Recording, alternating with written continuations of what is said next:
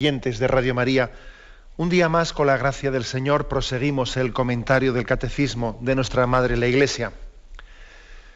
Estamos en el apartado que tiene como título La doctrina social de la Iglesia dentro de la explicación del séptimo mandamiento en la que nos encontramos. Si no me equivoco, hoy es el tercer programa que dedicamos a este apartado sobre la doctrina social. Habíamos quedado en el punto 2423, que leo y comento. La doctrina social de la Iglesia propone principios de reflexión, extrae criterios de juicio, da orientaciones para la acción. Bueno, luego sigue leyendo, pero me quedo únicamente en esta primera frase. Vamos por partes. La doctrina de la Iglesia propone principios de reflexión, extrae criterios de juicio y da orientaciones para la acción. Por lo tanto, tres pasos en cómo se desarrolla esa doctrina social de la Iglesia. Es una metodología. Principios de reflexión, criterios de juicio, orientaciones para la acción. Esto coincide, seguro que los oyentes que están más ligados o en su educación a la acción católica, sin duda alguna, seguro que muchos habrán pensado, pues eso es el método ver, juzgar y actuar, que tanto se ha desarrollado en la acción católica. Pues sí, este es el método de ver, juzgar y actuar. Repito la frase: la doctrina de la Iglesia propone principios de reflexión, extrae criterios de juicio y da orientaciones para la acción. Decía Juan Pablo II en la encíclica Solicitudo Rei Sociales, el número 41, que el cristiano sabe que puede encontrar en la doctrina social de la Iglesia los principios de reflexión, los criterios de juicio, las directrices de acción. O sea, está tomado de allí esta expresión del catecismo. Y para elaborar estos principios, criterios y directrices, la doctrina social de la Iglesia pone en práctica un método sencillo que se utiliza pues desde la época del Papa Juan XXIII, del Beato Juan XXIII. Se trata de ver, juzgar y actuar. Aun cuando es un método en tres momentos, tampoco hay que entenderlo como, yo entiendo que cuando alguien dice voy a aplicar este método, bien, son tres momentos, pero que en realidad hasta pueden estar teniendo lugar simultáneamente. Tampoco no lo entendamos como una cosa que no se puede juzgar, no se puede actuar hasta que no se haya pasado una primera fase. Bueno, tampoco lo entendamos así.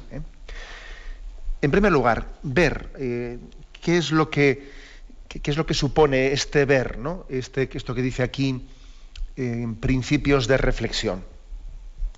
Este estilo del ver supone que en un momento determinado la Iglesia, los cristianos, estamos llamados a analizar de una manera particular pues las estructuras, lo que ocurre a nuestro alrededor, tener los ojos bien abiertos para ver lo que ocurre a nuestro alrededor, para no acostumbrarnos a determinadas cosas, ¿no?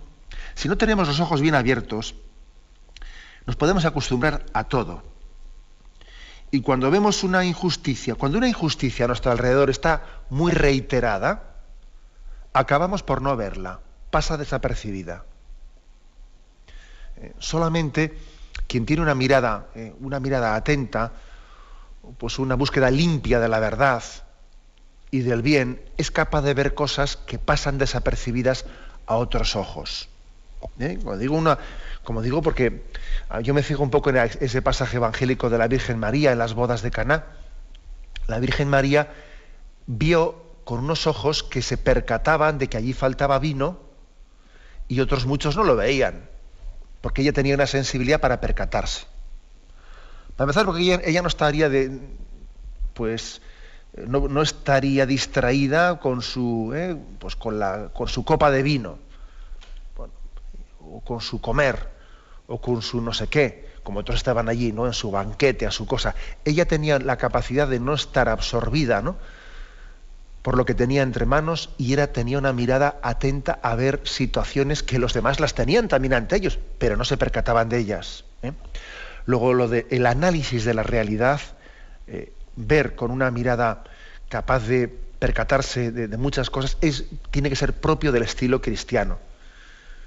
Entonces, juzgar, no, mejor dicho, ver las estructuras políticas, económicas, culturales que causan las injusticias, las desigualdades, las miserias, el hambre, la guerra, la cultura de la muerte, darse cuenta, percatarse de cómo se va extendiendo, tener los ojos abiertos, que no nos la vayan colando entre... Es que es así, ¿no?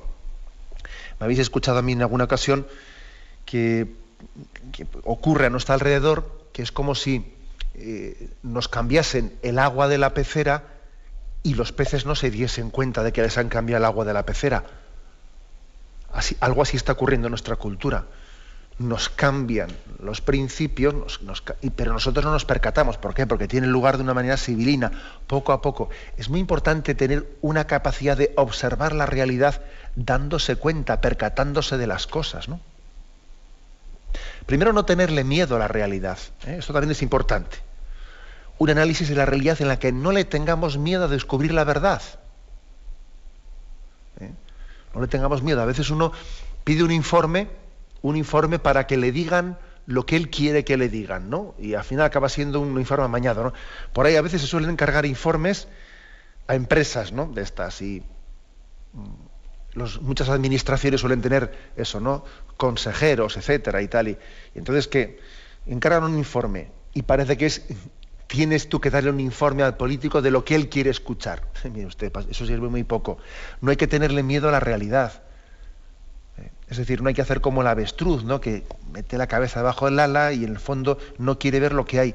No, la verdad que es Cristo nos hace libres y desde la libertad que Cristo nos da, no tenemos miedo a descubrir la realidad, porque luego confiamos en que puede ser sanada.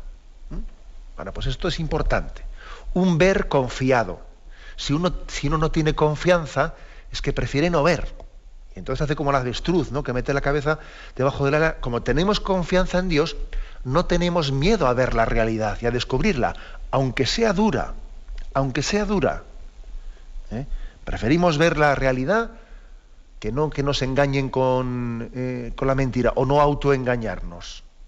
Ahora, esto es muy claro, para poder ver la realidad en toda su crudeza y en todas sus potencialidades, etcétera, hay que tener confianza en Dios. El que no tiene confianza tiende a ver lo que más o menos está dispuesto a tolerar que ha visto.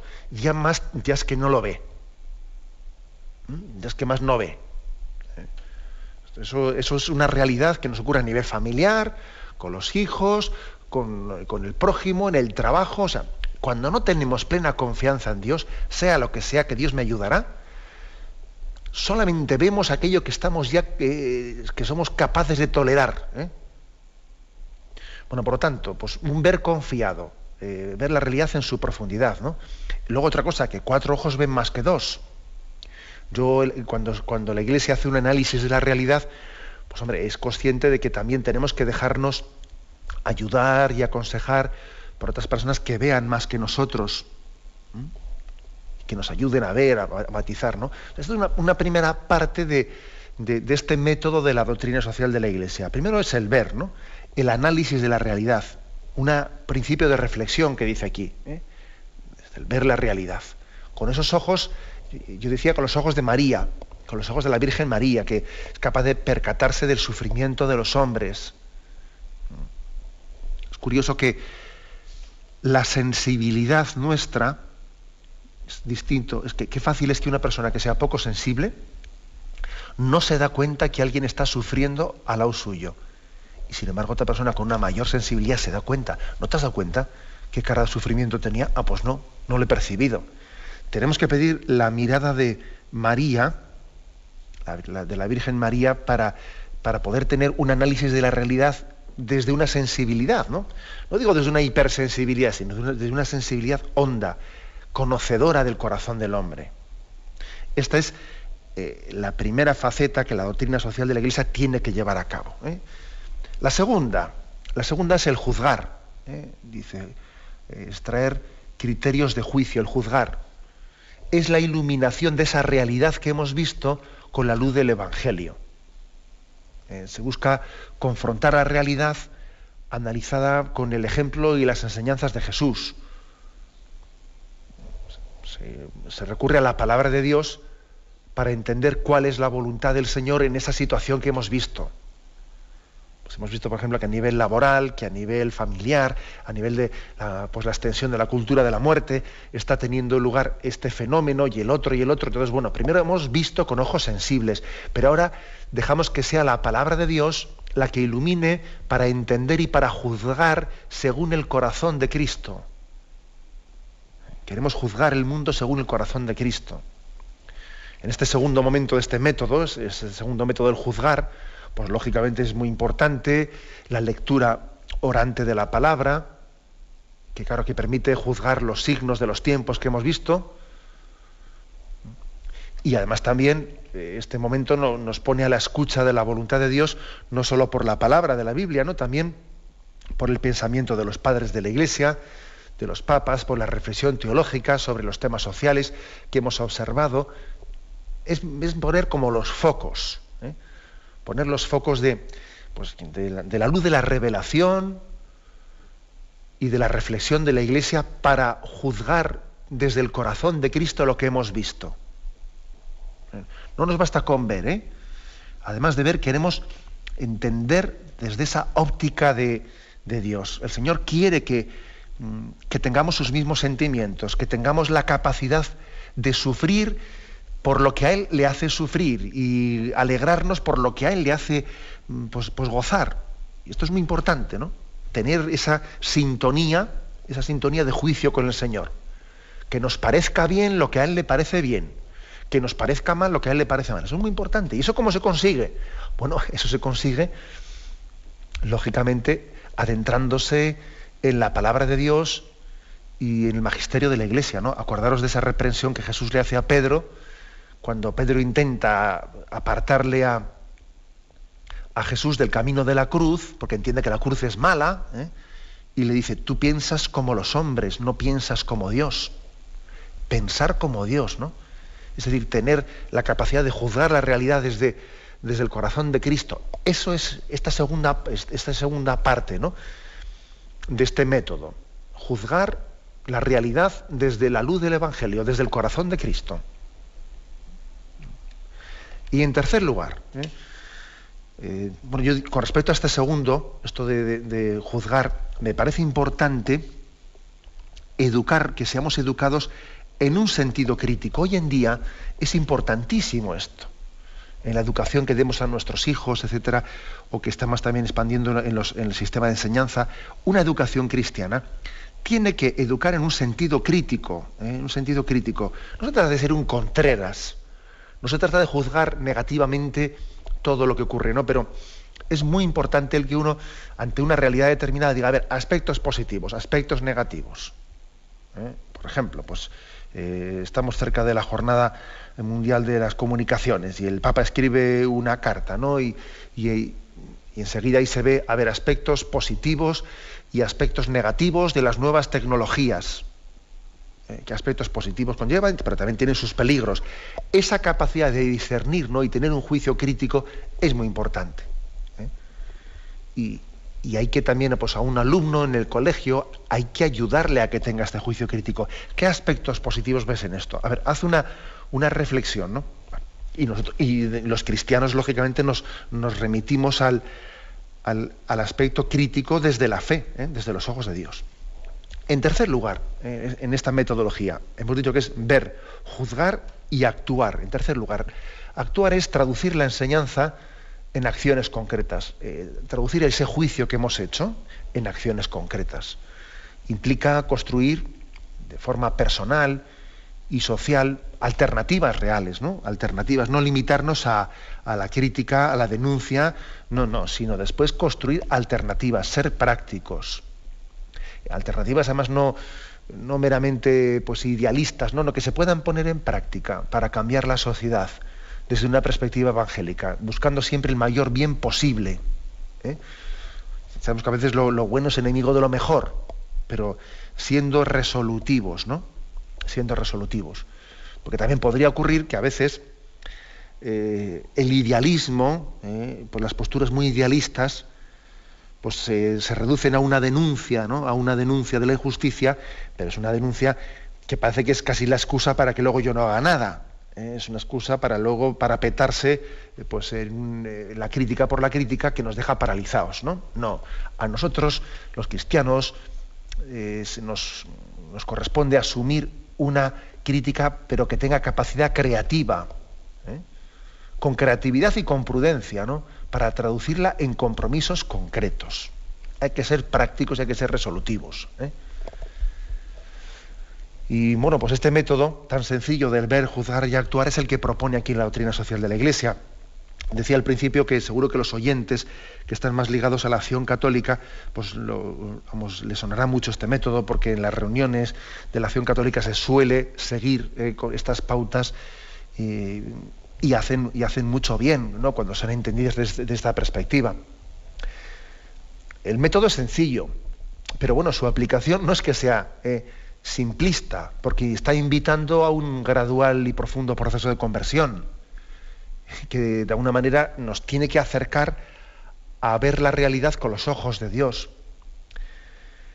Si el ver nos lleva a descubrir la realidad, el juzgar nos tiene que llevar a preguntarnos desde qué valores y fines la percibimos, y para que finalmente nos movamos, ¿no? Nos movamos desde una profunda conversión a cambiar nuestra vida y a cambiar el mundo que nos rodea. O sea que sí, el método es muy sencillo, ver, juzgar y actuar, pero supone una conversión interior llevarlo a cabo.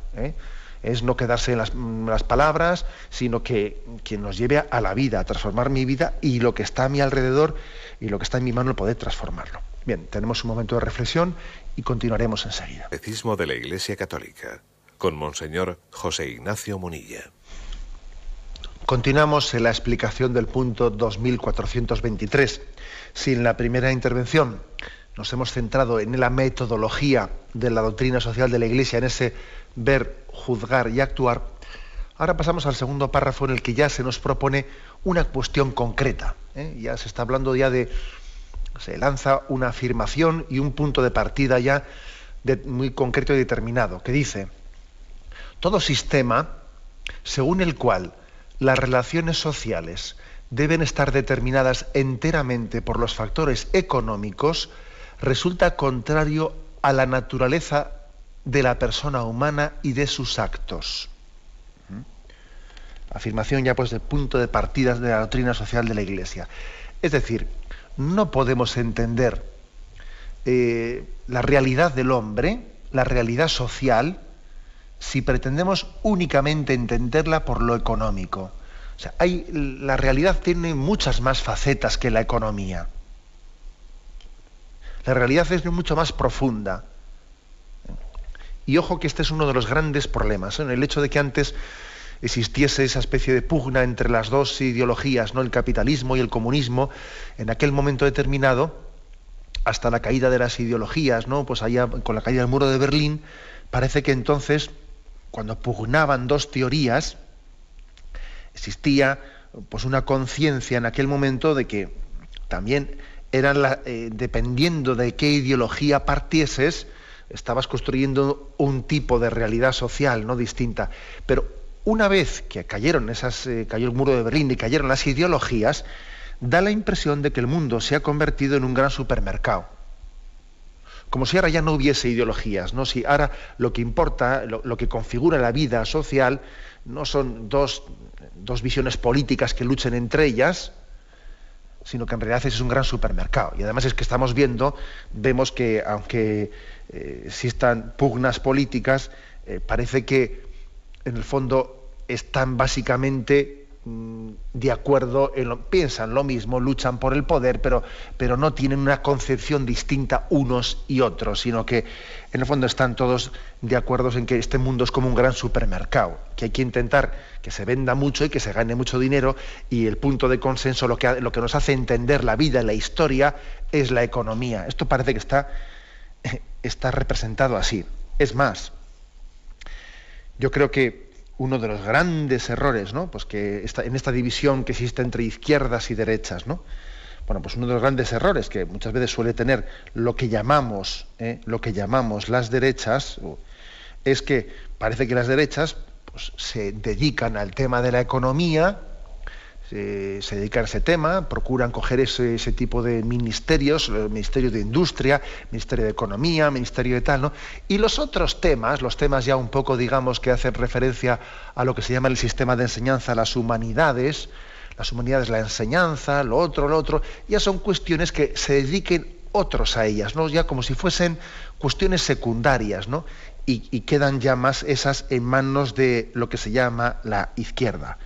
O sea, es decir, la gente que se llama de derechas parece que lo que le importa es la economía y está dejando en manos de lo que se llama la gente de izquierdas o los políticos de izquierdas las cuestiones ya más de comprensión del ser humano, de su educación, de la familia, etcétera. Es decir, un auténtico desastre. Un auténtico desastre.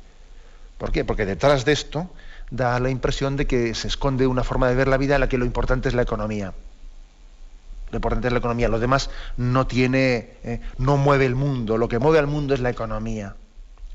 Y eso es mentira. Vamos a intentar un poco iluminar esta afirmación. Se nos remite a la encíclica Centésimos Annus de Juan Pablo II, esa encíclica que expliqué ayer, que fue publicada por Juan Pablo II cuando se cumplía el centenario de que León XIII hubiese publicado la primera encíclica en el siglo XIX, a finales del siglo XIX, sobre la doctrina social de la Iglesia. Y en esta referencia que se nos hace al punto 24 de la Centésimos Annus, dice así, acordaros, no quiero perder el hilo de la exposición, acordaros de que este párrafo lo que está afirmando es que las relaciones sociales no están determinadas exclusivamente por factores económicos, que hay cuestiones que son más determinantes que los factores económicos. Entonces dice este punto. Está hablando, el contexto es que está hablando de causas de las crisis, ¿no? O sea, ¿de dónde vienen las crisis laborales, las crisis? Bueno, dice, el segundo factor de la crisis, es verdad, es la ineficiencia del sistema económico. Pero dice, esto no tiene que considerarse como un problema meramente técnico, sino que detrás de una crisis económica, como entre paréntesis, como la que estamos padeciendo, ¿no?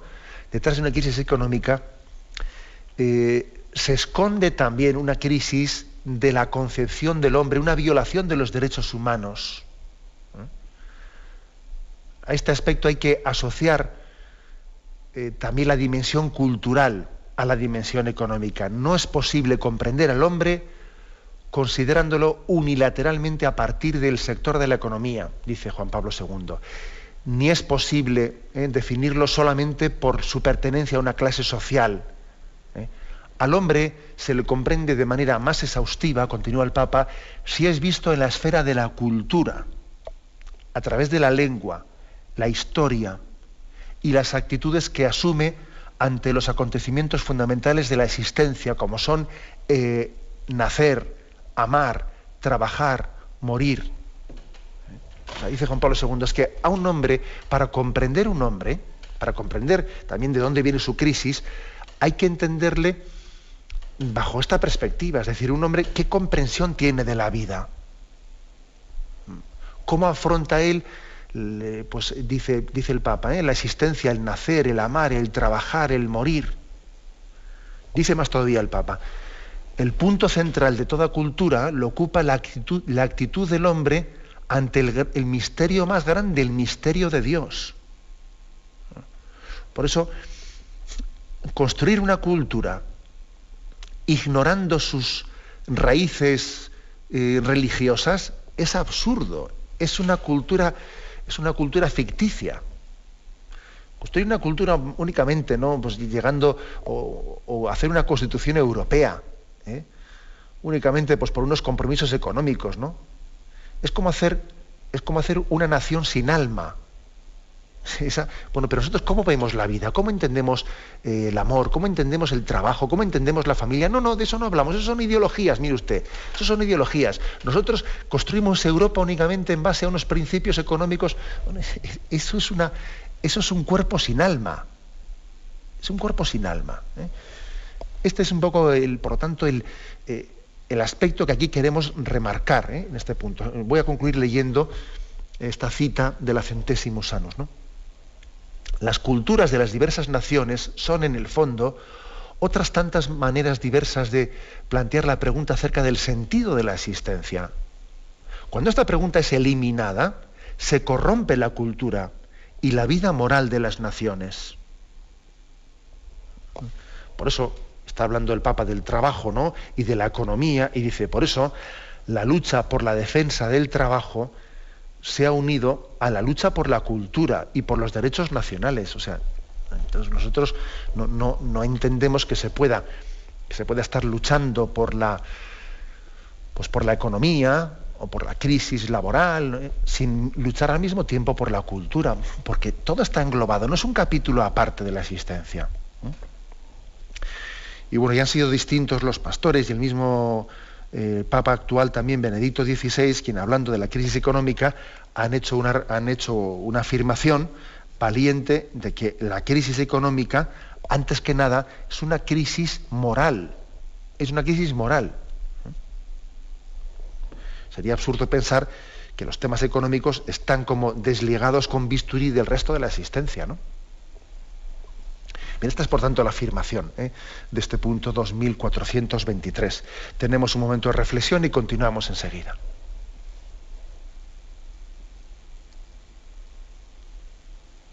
Escuchan el programa Catecismo de la Iglesia Católica con Monseñor José Ignacio Munilla. Pasamos al punto 2424, dentro de la explicación sobre la doctrina social de la Iglesia que estamos desarrollando. Dice el primero de los párrafos de este punto: una teoría que hace del lucro la norma exclusiva y el fin último de la actividad económica es moralmente inaceptable. El apetito desordenado de dinero no deja de producir efectos perniciosos. Es una de las causas de los numerosos conflictos que perturban el orden social. Si en el punto anterior había marcado un principio diciendo que no se puede comprender pues las relaciones sociales solamente por lo económico, que hay otros factores que hay que tener en cuenta, que es lo cultural, y que eso no es una cuestión menor, sino que es la determinante en el hombre, cómo se posiciona ante la vida, ante la familia, ante Dios, ¿no? Aquí hace otra afirmación distinta, ¿no? Y es que, que cuando es el lucro, o sea, aquí por lucro entendemos pues ganar el máximo de dinero, ¿no? Ganar el máximo de dinero. Cuando eso es la norma y es el fin de la actividad económica, pues estamos conducidos pues a una auténtica hecatombe, que es lo que estamos también padeciendo, cuando el ganar dinero por ganar dinero es el fin último. Fijaros, una cosa es que tengamos como fin de la actividad económica el crear riqueza, pero no es lo mismo tener como finalidad el crear riqueza que el ganar dinero. ¿Por qué no? Porque es que crear riqueza es otra cosa. El crear riqueza tiene una manera muy diversa después de expresarse. Es crear también puestos de trabajo, es crear, también implicar a más personas, es hacer que del bien laboral se beneficien más personas. O sea, eso es un crear riqueza, ¿no? Dar más posibilidades, etcétera. Pero una cosa es tener como finalidad el crear riqueza y otra cosa es exclusivamente entenderlo en el afán de lucro, en el ganar dinero. Hay que decir que es un auténtico callejón sin salida, pues la concepción de la economía que tiene ligada pues a esta concepción de la bolsa, etcétera, que está juzgando el éxito o el fracaso pues por unos resultados anuales que parece que se califican de éxito el crecimiento ficticio y desmedido, ¿no? Esta empresa, pues este año ha aumentado un 45% sus beneficios. Bueno, pero ¿cómo es posible que aumente un 45% los beneficios en un año? Y el año que viene, para que el balance, como es claro, se van a olvidar del anterior enseguida, para que el balance del año que viene también sea exitoso, tiene que ser otro tanto. Pero bueno, ese tipo de crecimiento, ese exponencial desmedido, eso tiene que conducir necesariamente a un callejón sin salida. Eso tiene que hacer pum, como se dice, ¿no? Y luego lo ha hecho, claro. Tarde o temprano hemos visto que ese tipo de crecimientos así espectaculares no pueden ser indefinidos. Tienen que tener trampa, forzosamente tienen que tener trampa.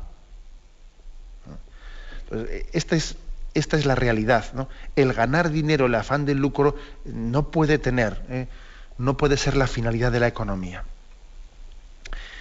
Fijémonos que además aquí estamos hablando de la concepción de la economía, pero esta tentación es una de las 3 tentaciones básicas, ¿no?, que están allí descritas en cuando el Señor es tentado en el desierto.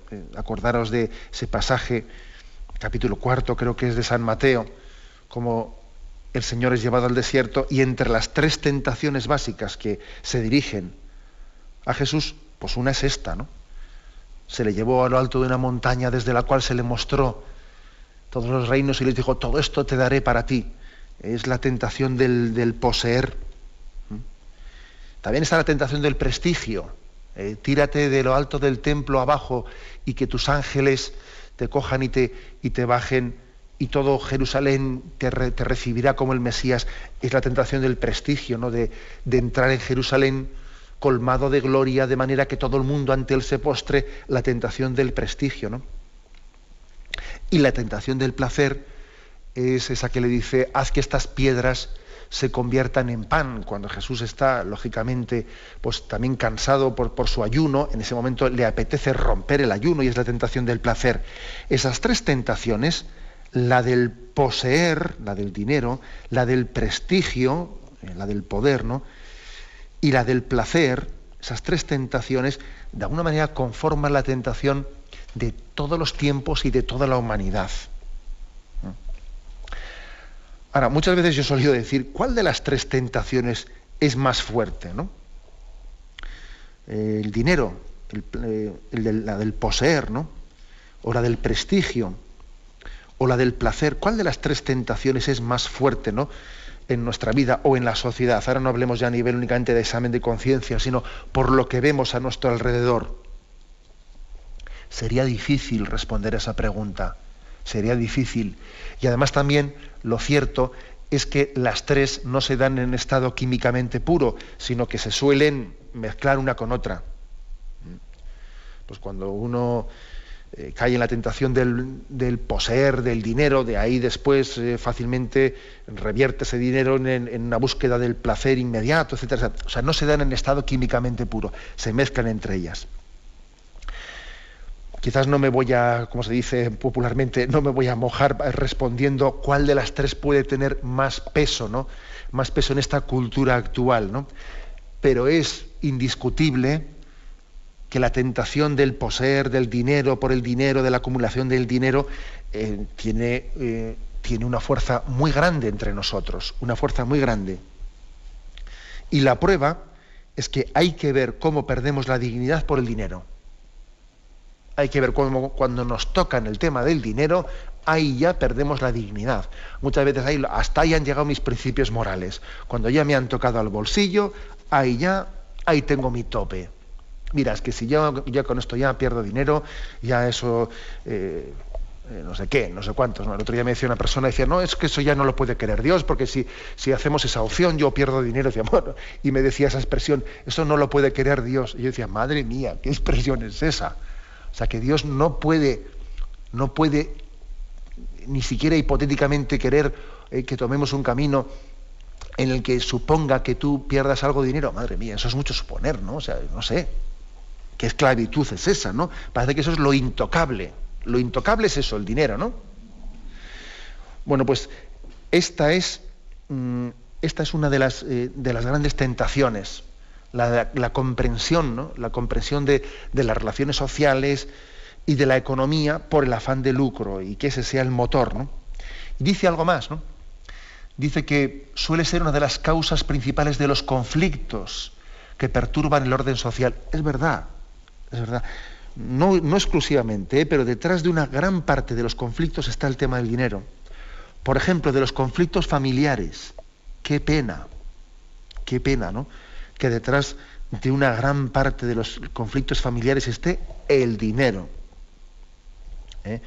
Y no digamos nada de los conflictos laborales, y pues los conflictos sindicales, ¿no? Que al final parece que únicamente se discute por eso, ¿no? Por el tema de, bueno, o incluso fijaros detrás de los conflictos internacionales, ¿no? Cuantísimas guerras tienen detrás este tema, ¿no? Todos somos conscientes de que hay algunas guerras, y dice, bueno, porque en este país hay petróleo. Si no hubiese petróleo, aquí nadie va a hacer la guerra en ese país. Eso es evidente.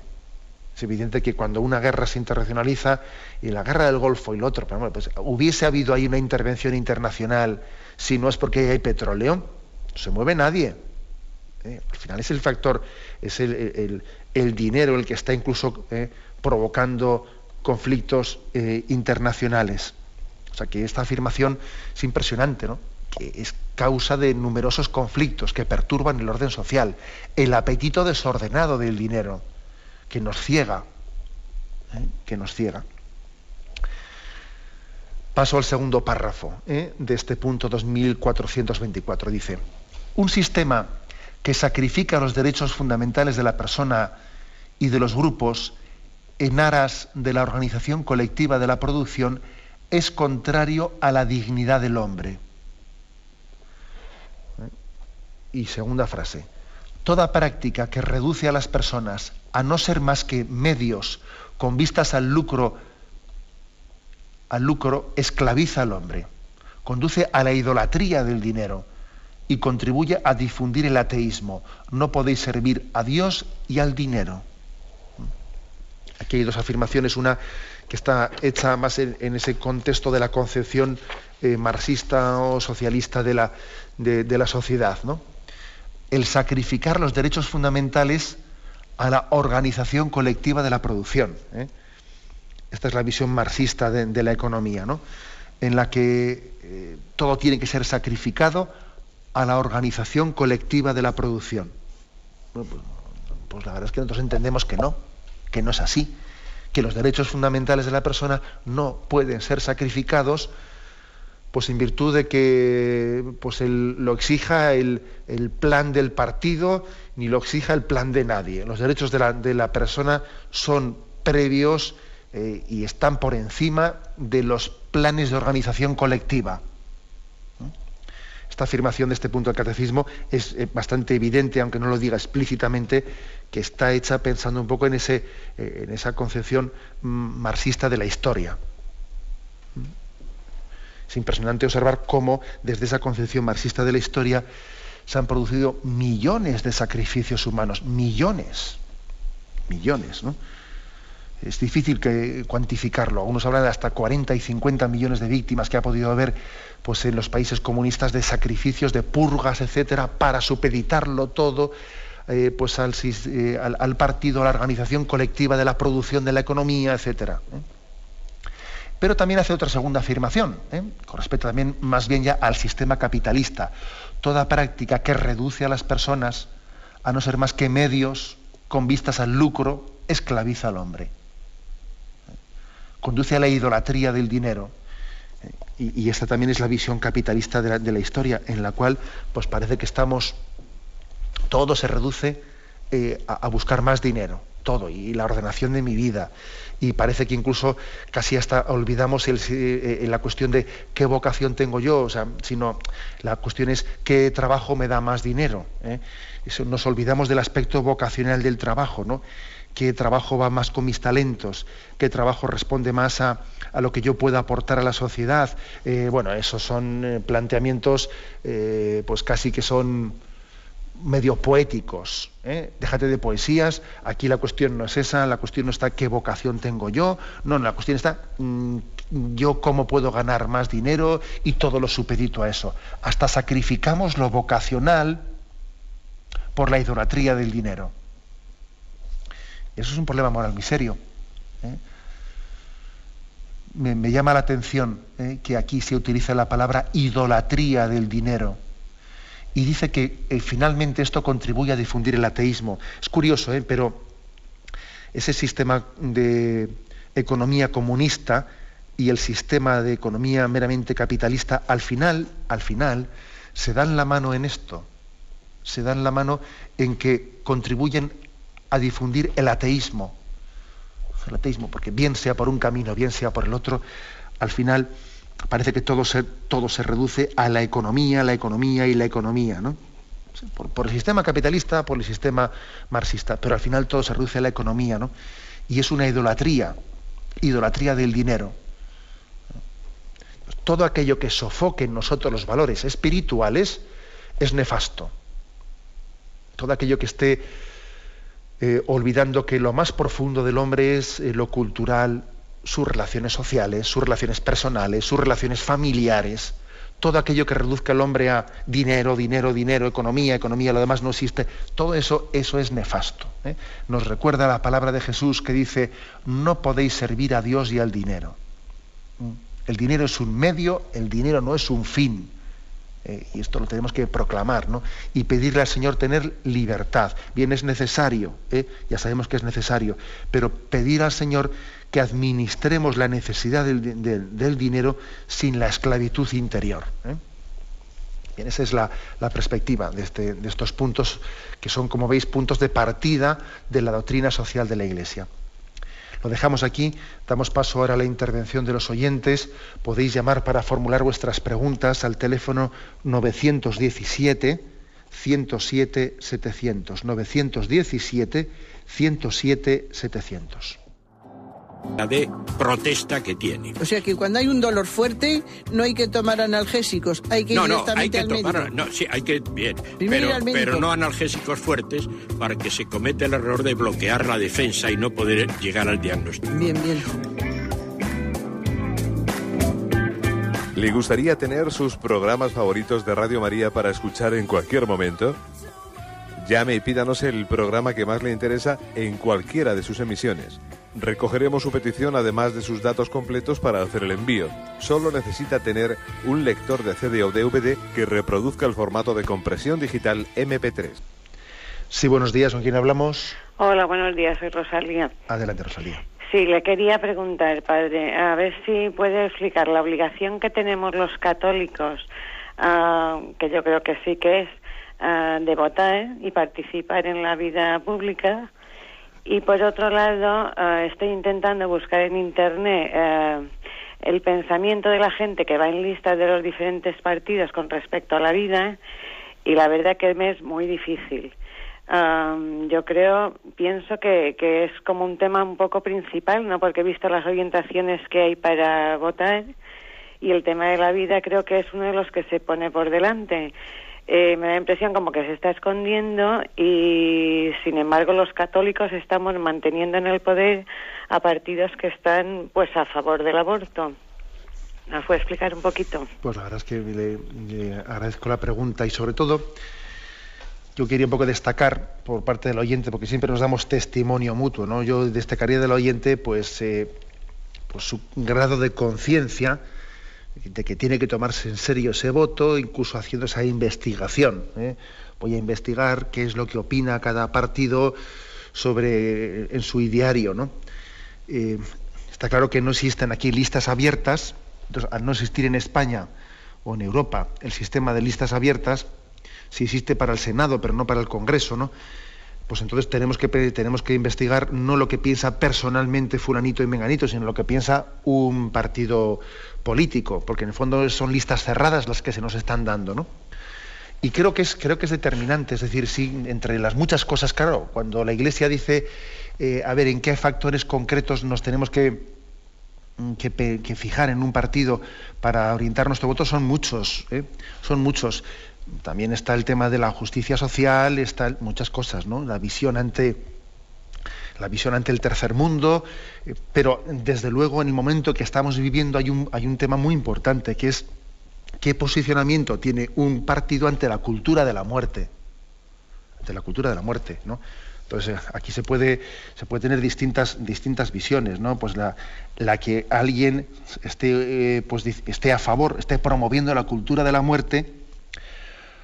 O otra posibilidad es la de que, pues teóricamente esté en contra de la cultura de la muerte, pero se esté haciendo cómplice de ella, ¿no? Cómplice, pues por no ser capaz también de afrontar las leyes que han sido promulgadas, sino que a veces ocurre eso en muchos partidos, ¿no? Muchos partidos que en el fondo están en contra, dicen no estar en contra de la cultura de la muerte, pero están de alguna manera corriendo por ese camino de la cultura de la muerte. No tienen capacidad de alternativa, no tienen capacidad de hacer una propuesta diferente, ¿no? Porque únicamente se están fijándose en la economía, y eso es lo que conlleva sus propuestas, etcétera. Pero no tienen capacidad de hacer propuestas de derogación de las leyes que han sido legisladas en favor, bajo esta perspectiva de la cultura de la muerte. También tenemos que fijarnos en eso. Bien, pero bueno, yo creo que, como es lógico, yo creo que nosotros en Radio María no tenemos que meternos a hablar de siglas concretas, no es nuestro cometido.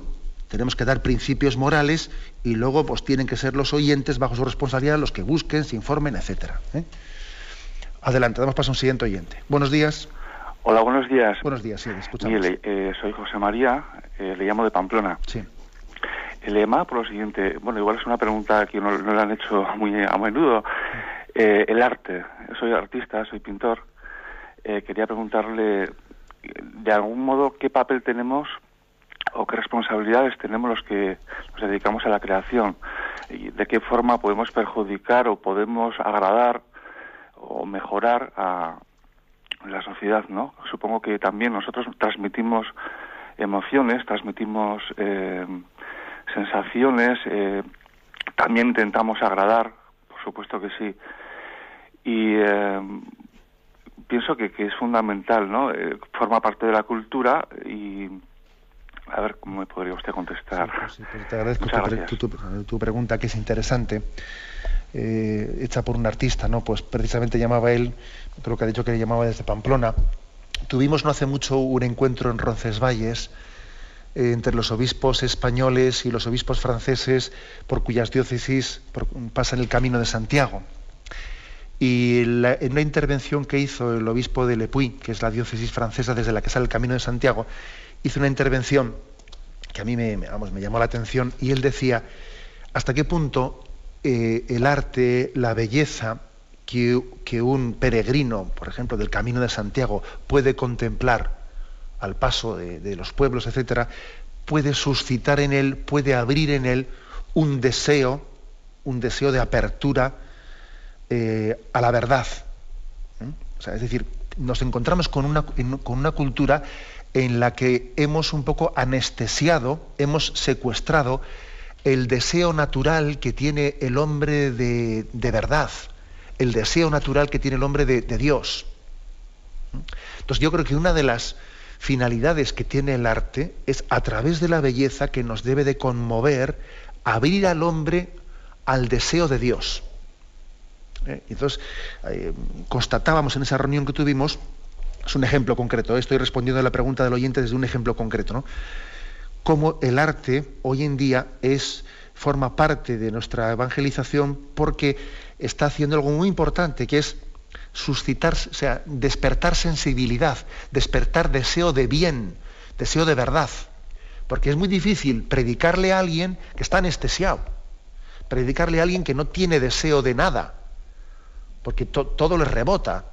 Entonces yo creo que forma parte del artista en esa capacidad de acordaros de que tres son los principales trascendentales, ¿no? Decía también los clásicos, que son la verdad, el bien y la belleza, ¿no?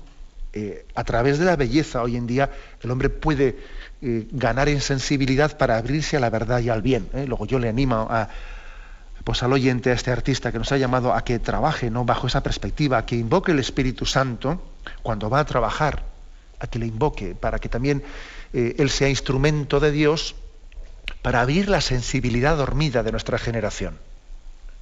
Hágase invocación al Espíritu Santo, que seguro que le responderá.